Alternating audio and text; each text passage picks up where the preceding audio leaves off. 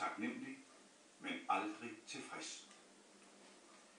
Michael Mays, bordtennisspiller. På 3 år har Michael Mays hentet medaljer ved både OL, VM og EM. Men allerede som 16-årig mødte han første gang præstationspresset, da han flyttede til Düsseldorf for at spille i verdens største klub. Et pres, der dog langt fra overskygger de forventninger, han møder sig selv med. Og som indimellem antænder det temperament, der flere gange har været ved at spænde ben for karrieren. En indre dæmon kalder han det selv. Eller måske bare en lidenskabelig kærlighed til den sport, han elsker allermest. For Michael Mays er hans store svaghed også hans største styrke. Sammen udgør de den utålmodighed, der hele tiden presser det maksimale ud af ham, men også gør det svært for ham at blive rigtig tilfreds med sig selv. Hold kæft, hvor er jeg stolt af mig selv. Hvad adskiller i dine øjne de bedste bordtennisspillere i verden fra de næstbedste? Jeg er overbevist om, at det er noget psykologisk, der adskiller de bedste fra de næstbedste. Om du vinder eller taber med 2 point i det afgørende sæt, kan ikke forklares med en spillemæssig forskel, men en psykologisk forskel mellem de 2 spillere. Selv har jeg altid været god i de tilspidsede situationer. Når andre er knækket, har jeg leveret mit bedste. Og hvis du kigger ned over mine resultater, så fortæller de i hvert fald, at det er ved de store mesterskaber, at jeg er allerbedst. Hvad er nøglen til at være bedst, når det virkelig gælder? Det vigtigste er, at du tør lave de svære ting, når det brænder allermest på. Også selvom frygten er der. De allerbedste tør spille frit på de mest afgørende tidspunkter. En god tennisspiller er også ham, der tør serve igennem på sin anden serv, selvom han er nede med et breakpoint.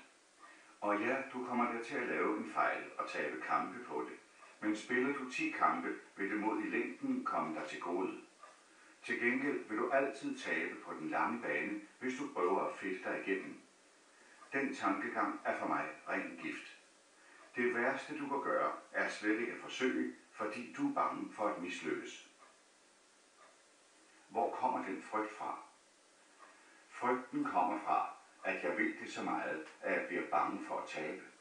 Jeg vil så gerne vinde den her kamp eller turnering, så jeg bliver bange for, hvad der nu sker, hvis jeg ikke vinder. Går jorden så under? Og hvis jeg frygter det, er jeg ikke i balance med mig selv. Derfor forsøger jeg altid at bryde kampe ned i små bidder. Tag et skridt ad gangen, og det er først, når jeg har taget det sidste skridt, at jeg har nået mit mål. Uanset hvad der står i kampen, vil jeg spille hver eneste bold, som om det var den første i kampen. Min udfordring er at fastholde mig selv i nuet, for hvis jeg begynder at tænke for meget på slutresultatet, er risikoen, at mit spil stivner. Jeg ved jo godt, det lyder simpelt, men det er så helvedes svært, fordi jeg er så stort et konkurrencemenneske, og fordi jeg brænder så meget for det. Det ville jo være lettere, hvis jeg var ligeglad med, om jeg tabte eller vandt, for så ville jeg bare spille frit. Du skal turde drømme stort.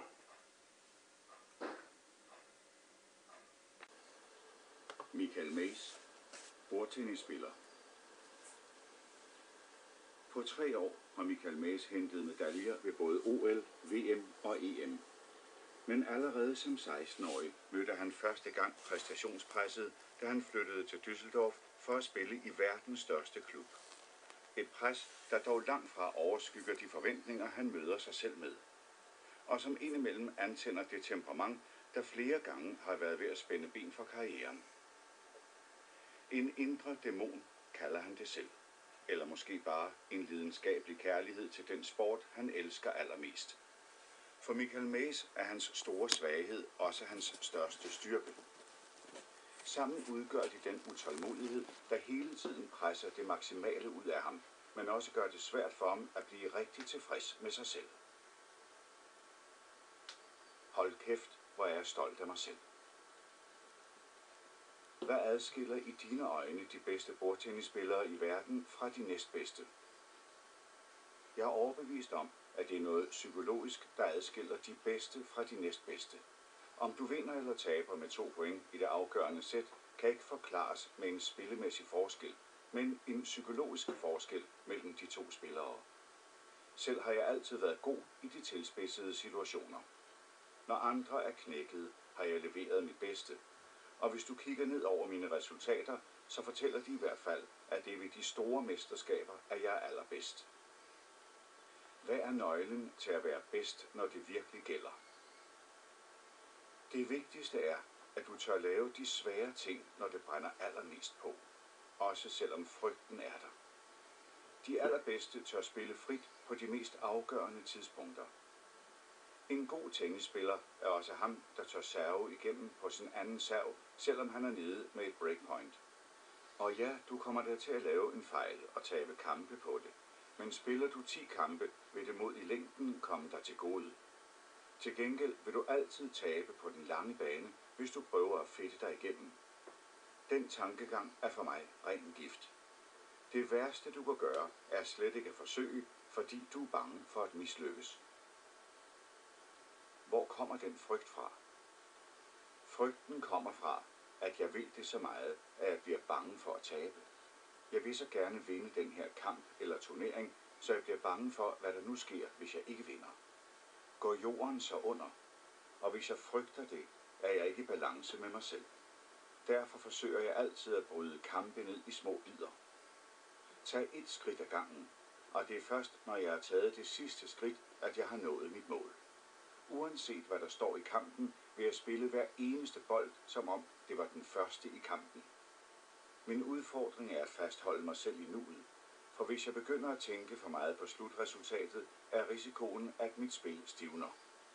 Jeg ved jo godt, det lyder simpelt, men det er så helvedes svært, fordi jeg er så stort et konkurrencemenneske, og fordi jeg brænder så meget for det. Det ville jo være lettere, hvis jeg var ligeglad med, om jeg tabte eller vandt, for så ville jeg bare spille frit.